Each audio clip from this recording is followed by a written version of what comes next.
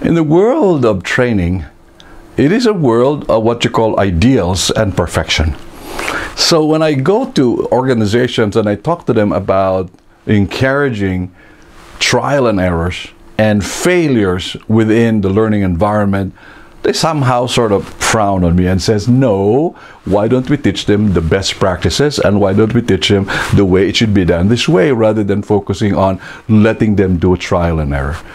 Well, fundamentally what happens is at work, this is because I've been working on microlearning at work, there's a certain amount of trial and error, whether we recognize it or not.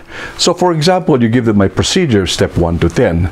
Although your procedure is so clear-cut to you or to the engineer who developed the procedure, when that procedure is brought into work, it doesn't always smack into the right procedure.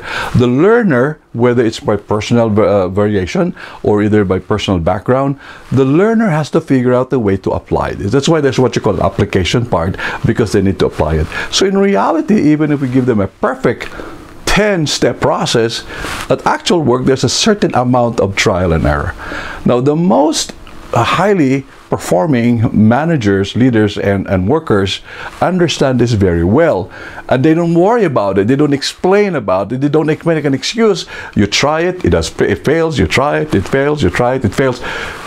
The scientific word to this one is what you call the problem that's stated in a trial and error is what you call constant assumption, constant approximation, successive approximation of the issue. So we're never really correct at one time until we successively try it back and forth. So remember, the word trial and error is equals successive approximation.